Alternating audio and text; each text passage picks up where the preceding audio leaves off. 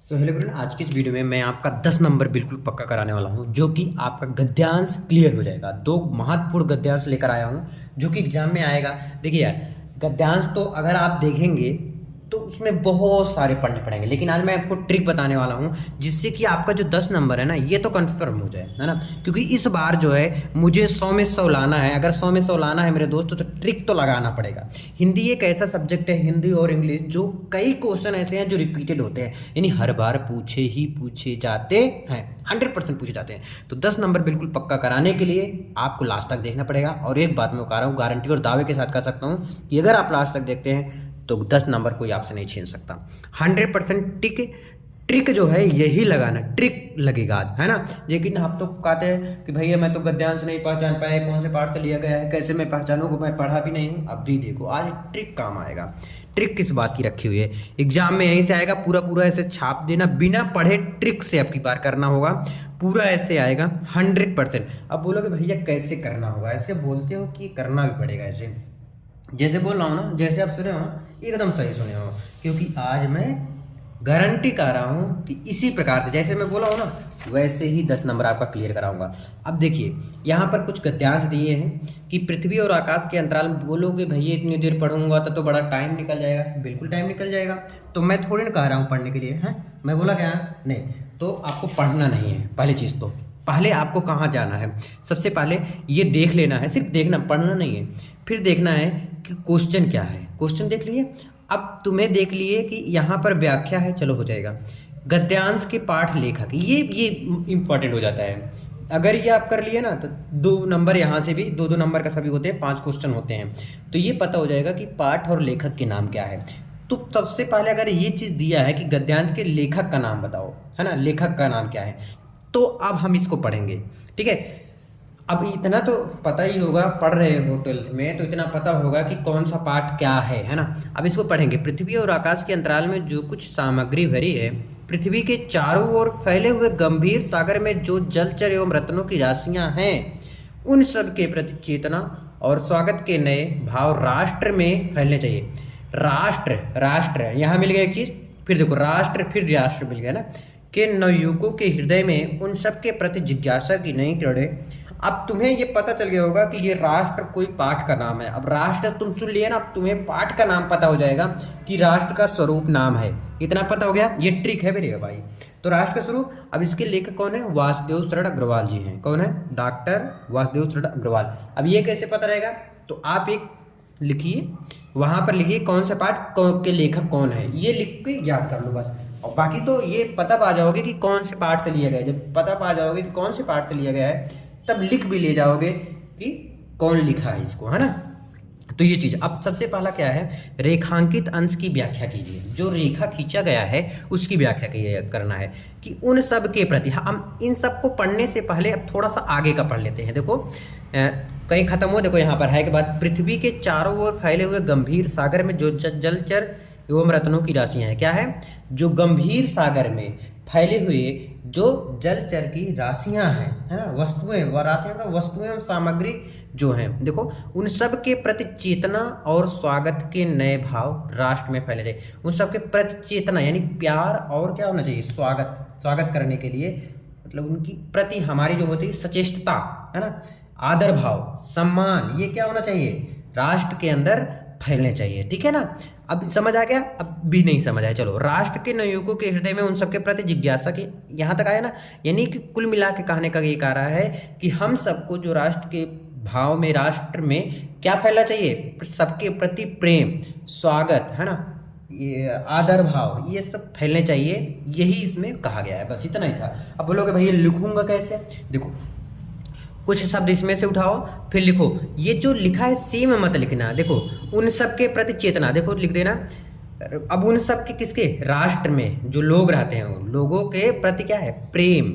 ऐसे प्रेम लिख सकते हो, प्रेम और अच्छा व्यवहार, है ना, सचेष्टता या आदर भाव या स्वागत के नए भाव सबके अंदर फैलने चाहिए। राष्ट्र में सभी लोगों के साथ फैलने चाहिए।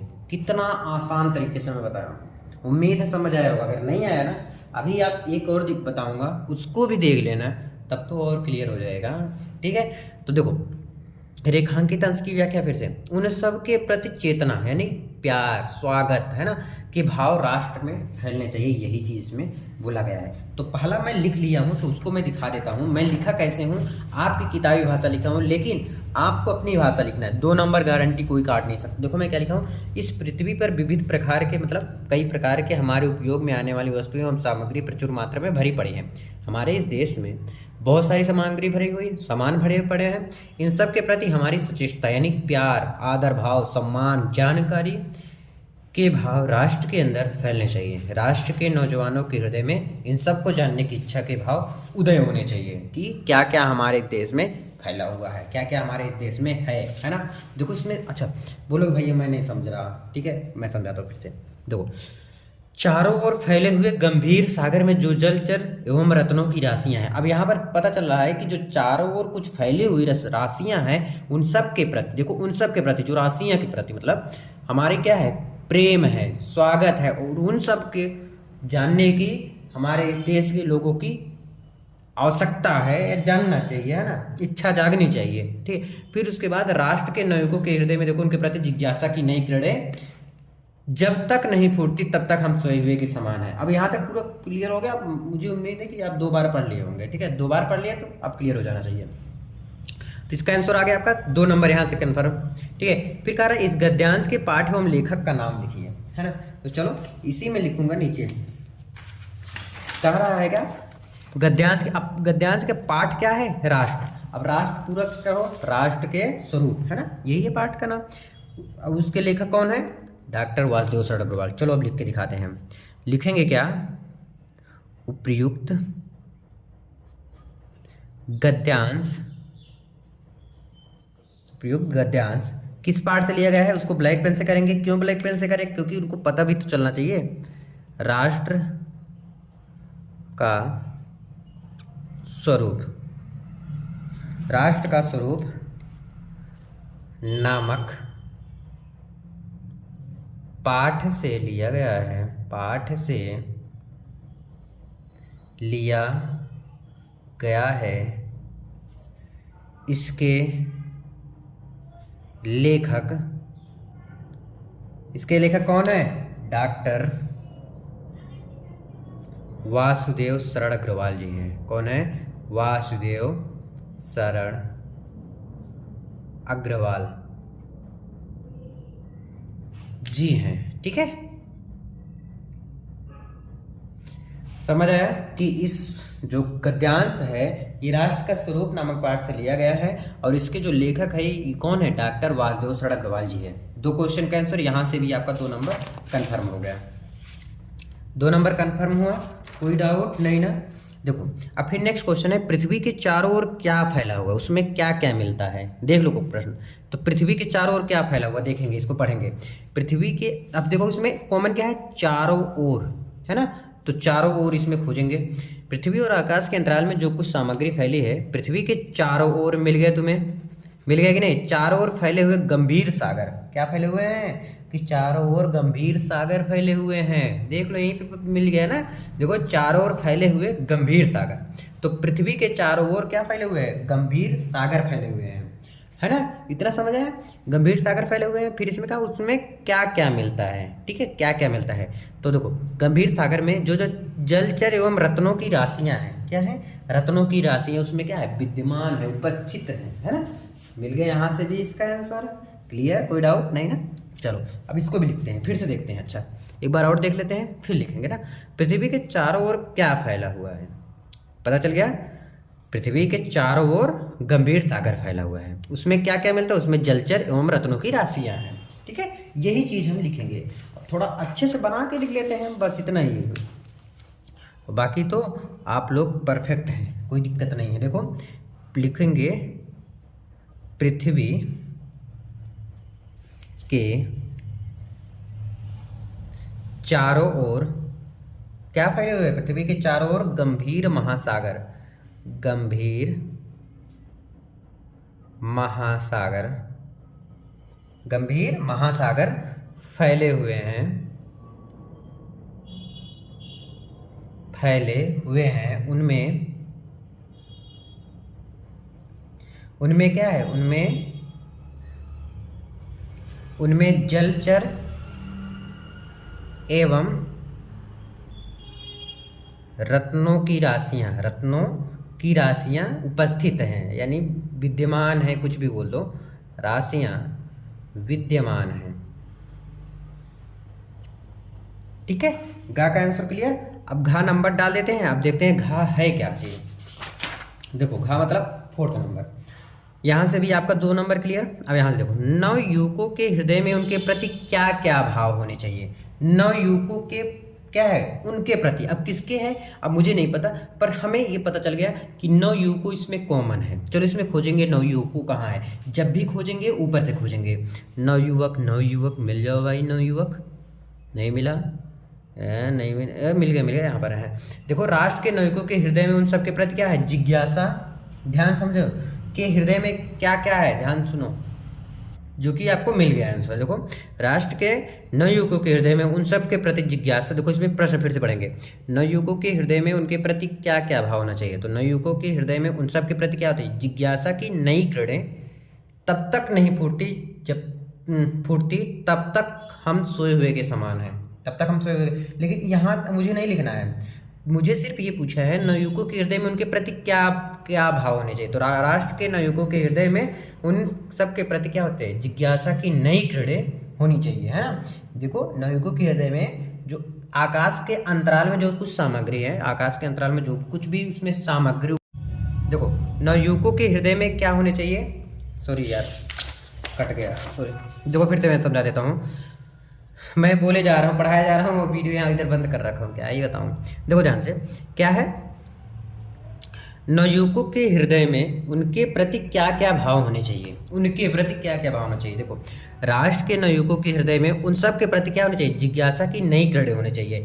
जो हमारे इस देश में कुछ आकाश पाताल में कुछ पड़ा हुआ है, जो सामान पड़े हुए हैं, उन सब के प्रति हमारी जिज्ञासा होनी चाहिए, जानने की इच्छा होनी चाहिए। ठीक है, यही चीज़ है, उन्हें भली बात जान सके, जिससे कि जो नवयुवक है ना, उनको जानना भी चाहिए। ठीक है, फिर से देखते हैं, नवयुवकों के हृदय में उनके प्रति क्या क्या भाव होने चाहिए। तो नवयुवकों के प्रति, देखो राष्ट्र के नवयुवकों के हृदय में उन सब के प्रति क्या होना चाहिए, जिज्ञासा होना चाहिए। किसमें, जो पृथ्वी और आकाश के अंतराल में जो कुछ सामान रखे हुए हैं उनके प्रति। यही सेम टू सेम लिखेंगे। तो ये प्रश्न है, इसी में से मैं आपको बताता रहूँगा। ठीक है, मैं इधर बोले जा रहा था यार, क्या ही बताऊँ। ठीक है, नवयुवकों के हृदय, लिखो, मैं राइटिंग अच्छा नहीं है मेरे भाई, लिखा नहीं जा रहा, पता नहीं। मैं पृथ्वी, देखो उसी में से छांट छांट के मैं आगे पीछे करके लिखूंगा। भैया बोलोगे सेम लिख दूं, नहीं, थोड़ा आगे पीछे करोगे अच्छा लगेगा ना। पृथ्वी की और आकाश के अंतराल में जो कुछ सामग्री रखी है, जो कुछ सामग्री भरी है या रखी है, भरी है, उनके प्रति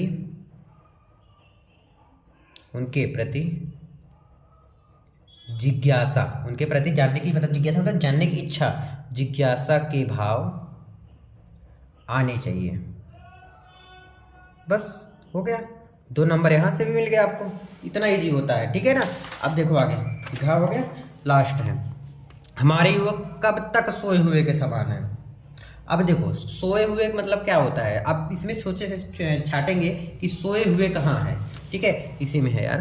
देखो सोए हुए के समान भी तो यहाँ नीचे से मिल गया, तो इसके ऊपर हम चलेंगे, कहाँ पे कॉमा लगा है या पूर्ण विराम इस टाइप का है। देखो यहाँ पे है, राष्ट्र के जो नवयुवक हैं के हृदय में उन सब के प्रति क्या होना चाहिए, जिज्ञासा की नई किरणें जब तक नहीं फूटती तब तक वो सोए हुए के समान है। इसको ध्यान से पढ़ेंगे आप। लेकिन यहाँ से मुझे ये पता नहीं चल पा रहा है कि हमारे युवक कब तक सोए हुए के समान है। तो यहाँ पर सिर्फ इतना है, नहीं फूटती तब तक हम सोए हुए के समान है। कब तक, जब तक उन्हें जानने की इच्छा नहीं होती है ना, तब तक वो सोए हुए के समान है। जैसे आप लोग पढ़ने की इच्छा अगर आपको अंदर नहीं होती तब तक आप सोए हुए के समान हो। भाई पढ़ नहीं रहे हो तो और क्या कर रहे हो, टाइम वेस्ट मतलब सोए हुए के समान हो। ठीक है, लेकिन और ऊपर चलेंगे, इसके और ऊपर पढ़ेंगे। देखो पृथ्वी और आकाश के एक बार और पढ़ेंगे, जो कुछ सामग्री भरी है पृथ्वी के चारों ओर फैले हुए गंभीर सागर में जो जलचर एवं रत्नों की राशियां हैं। ठीक है, जलचर एवं मतलब यही कह रहा है कि जब तक उन जलचर के बारे में, जो जलचर हैं हमारे जलचरों के बारे में प्रति जिज्ञासा नहीं होगी तब तक हम सोए हुए के समान हैं। ठीक है ना। यानी कि जब तक हमें जो जानने की इच्छा नहीं होगी, समझने की इच्छा नहीं होगी, तब तक हम सोए हुए के समान है। ठीक है, उम्मीद है समझ आ गया होगा आप लोग को। अगर नहीं आता तो आप देखते रहो वीडियो, अभी एक और बताऊंगा उसमें आपका क्लियर हो जाएगा। ठीक है, लास्ट वन अंगा है, क्या है, नवयुवकों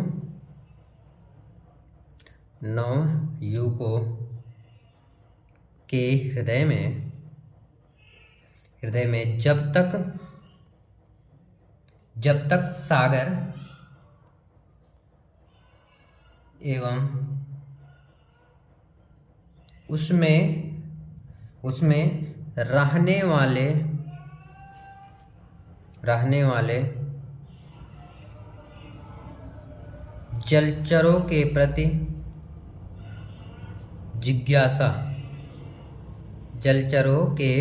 जिज्ञासा नहीं होगी, जिज्ञासा मतलब जानने की इच्छा नहीं होगी, तब तक हम क्या हुए हैं, तब तक सोए हुए के समान है, तब तक वे सोए हुए के समान। और वे कौन है, अरे नवयुवक सोए हुए के समान है। यानी कि जब, चलो इसको आपको अपने आप से भी करना है, ठीक है ना, मेरे भरोसे मत रहो। अब इसको मैं समझा दी हूँ एक, तो ये भी आपको आना चाहिए। देखो देखेंगे पहला क्या है, प्रस्तुत गद्यांश के पाठ एवं लेखक का नाम। चलो पढ़ते हैं। जंगल में जिस प्रकार अनेक लता वृक्ष और वनस्पति अपने अदम्य भाव से उठते हुए पारस्परिक सम्मिलन से अविरोधी स्थिति प्राप्त करते हैं, उसी प्रकार राष्ट्रीय मिल गया, यानी राष्ट्र के स्वरूप से लिया होगा। अच्छा, एक बार में नहीं समझेंगे हम।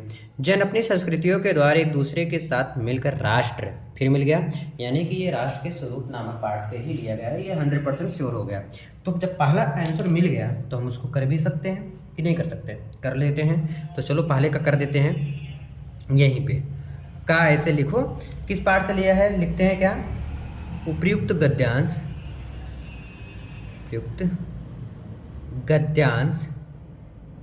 ठीक है, किस पाठ से लिया है, राष्ट्र का स्वरूप,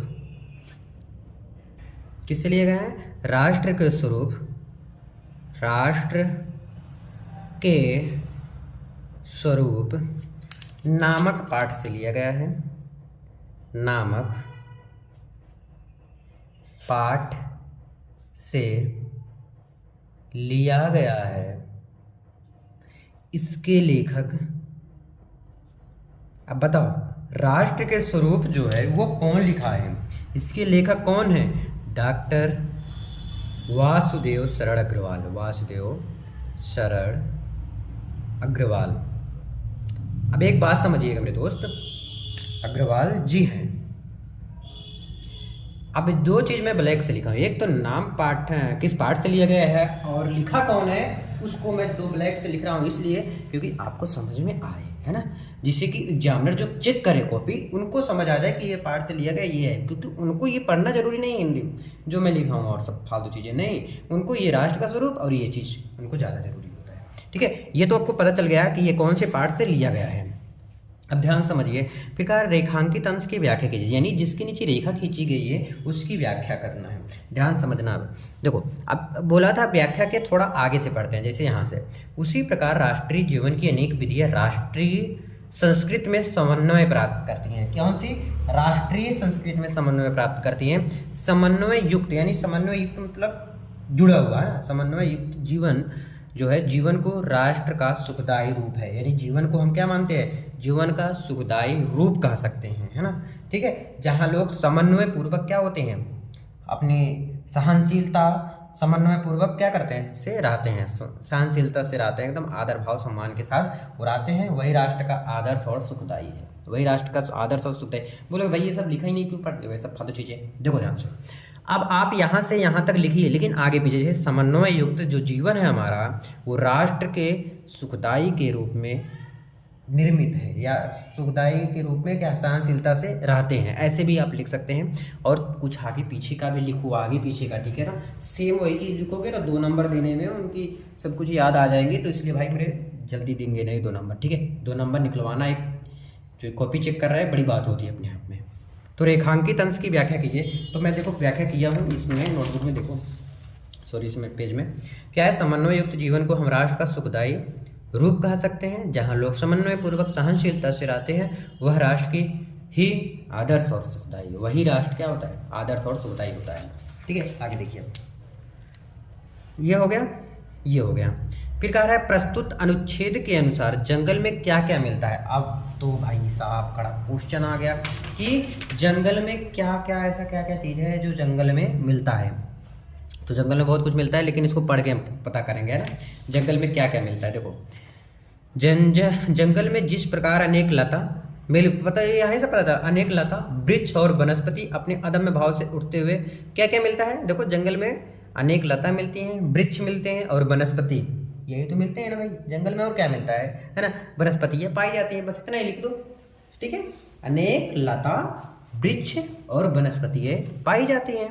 तो उसमें लिखूं या इसी में लिख देता हूँ, इसी में लिख देता हूँ, क्या है। तो खा का आंसर आ गया था, गा का आंसर देख लो, ध्यान समझना क्या है। लिखो, प्रस्तुत अनुच्छेद के हिसाब से, छेद के अनुसार जंगल में, थोड़ा बढ़ा के लिखना जरूरी होता है ना। अब लिख दोगे छोटे में 2 नंबर भी जल्दी नहीं देंगे, तो इसलिए कह रहा हूँ बड़ा करके लिखो, आगे पीछे का भी थोड़ा उठा लो ना। प्रस्तुत अनुच्छेद के अनुसार जंगल में क्या होती है, जंगल में अनेक प्रकार की लता, अनेक प्रकार की लताएं, वृक्ष और वनस्पतियां पाई जाती हैं, पाई जाती है। आपको पता चल गया क्या क्या होता है जंगल में। जंगल में वनस्पति पाई जाती है, लता पाए जाते हैं, है ना, ये तो देख के ही पता चल जाता है। घा का आंसर अभी लिखेंगे, लेकिन पहले पढ़ लेते हैं क्या है। देखो, जल प्रवाह नदी के रूप में किससे मिलते हैं। जो जल प्रवाह है नदी के रूप में किससे मिलते हैं, किस चीज़ से मिलते हैं। तो चलो देखते हैं, जल प्रवाह नदी के रूप में, यही खोजेंगे, है ना। देखो, जंगल में जिस प्रकार अनेक लता वृक्ष और वनस्पति अपने अदम्य भाव से उठते। अच्छा, एक बार में अगर आंसर ना मिले तो दोबारा पढ़ लेना कि नहीं मिलेगा। उठते हुए पारस्परिक सम्मिलन से अवरोधी स्थिति प्राप्त करते, उसी प्रकार राष्ट्रीय जन अपनी संस्कृतियों के द्वारा एक दूसरे के साथ मिलकर राष्ट्र में रहते हैं। जिस प्रकार जल के अनेक प्रवाह नदियों के रूप में मिलकर समुद्र में, देखो यहाँ मिल गया ना, समुद्र में एक रूपता प्राप्त करते हैं। नदियों क्या है, क्वेश्चन क्या था, देखो, जल प्रवाह नदी के रूप में किससे मिलते हैं। देखो, नदियों के रूप में किससे मिलते हैं। देखो, यहीं पे आंसर छिपा था, नदियों के रूप में समुद्र से मिल जाते हैं। खोजिए, उसी में मिलेगा आपको। ठीक है, आंसर अब सेम टू सेम यहाँ पर हम चलो लिख भी देते हैं, कोई दिक्कत नहीं है ना। गा का आंसर हो गया। हाँ, अब घा में लिखो, जल की अनेक धाराएं, थोड़ा अपने हिसाब से भी लिखो ना। अनेक, जल की जो अनेक धाराएं नदी के रूप में मिलकर समुद्र से मिलती। बोलोगे भैया क्या सेम टू सेम आपके जैसे लिखना है। नहीं, बिल्कुल भी नहीं लिखना है मेरे जैसे, में जा मिलती हैं। ठीक है, मेरे जैसे बिल्कुल नहीं लिखना है, तुम अपने हिसाब से करो तब आपको नंबर मिलेगा, नहीं तो कहेंगे अरे कहीं तो कोई बताया हुआ था तभी किए, है ना। नेक्स्ट है, राष्ट्रीय जीवन की अनेक विधियाँ राष्ट्रीय संस्कृति में क्या क्या प्राप्त करती हैं। तो चलो देखते हैं राष्ट्रीय संस्कृति में हम क्या क्या प्राप्त करते हैं। देखो, ये देखो यहाँ पर सिर्फ खोजेंगे राष्ट्रीय संस्कृति। चलो, ना ना ना ना नहीं मिला, राष्ट्रीय मिला लेकिन संस्कृत। राष्ट्रीय जन अपनी संस्कृतियों के द्वारा एक दूसरे के साथ मिलकर राष्ट्र में, ये मुझे नहीं लग रहा है सही, है ना। चलो आगे बढ़ते हैं, अगर नहीं मिलेगा फिर से तो वहीं पे चलेंगे। उसी प्रकार राष्ट्रीय जीवन में अनेक विधि राष्ट्रीय संस्कृति में समन्वय प्राप्त कर, देखो साथ साथ में मिल गया।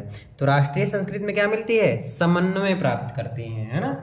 समझ आ गया ना, राष्ट्रीय संस्कृति में क्या प्राप्त करती हैं, समन्वय प्राप्त करती है। तो ये आपको लिखना है कि राष्ट्रीय जीवन की अनेक विधियां राष्ट्रीय संस्कृति में समन्वय प्राप्त करती हैं। इतना छोटा लिखने से 2 नंबर आपको मिल जाएगा। आई होप आप लोग समझोगे। तो आज का वीडियो इतना ही, मिलते हैं नेक्स्ट वीडियो में। अगर कोई डाउट होता है तो कमेंट कर सकते हैं। Thank you so much.